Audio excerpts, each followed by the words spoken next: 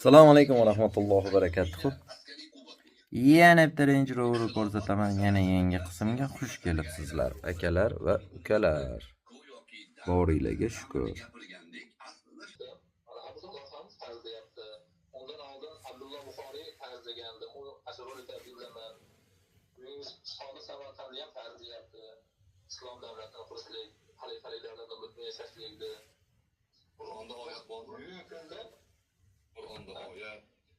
Yo'q, men aytmoqchi bo'lganim bitta hech bir aytmayapti bugungi kunda boshqaman. Qur'onda bir oyat bor.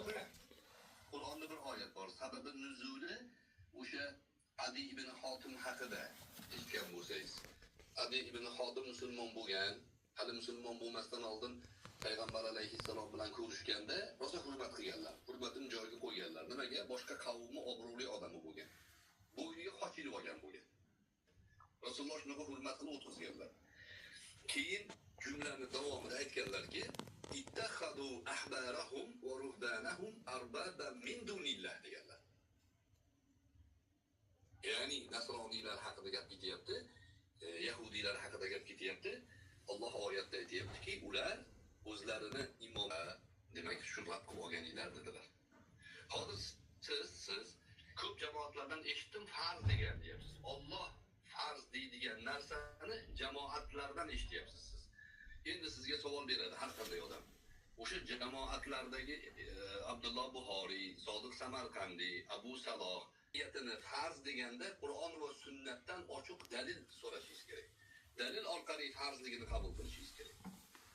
O'shanga so'rayapman. Qur'onda bormi? Xilofat davlatini qurish to'g'risida farz. Ochiq dalil. Hadisda bormi? Yo'q. Payg'ambar alayhissalom o'zlaridan keyin xalifani aytmadilar. Butun ummat ittifoq qiladiki, bu ijtihodiy masala deydi.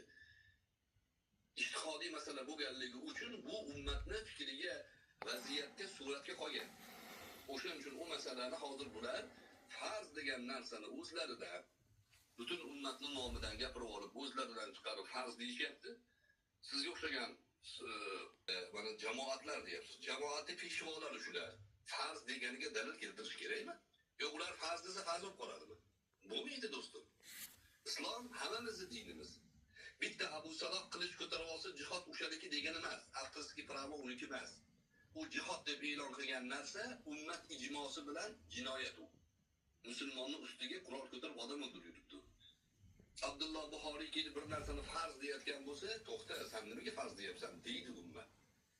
Islomga dushman tomonidan har xil narsa kirgizib yubora olmasligi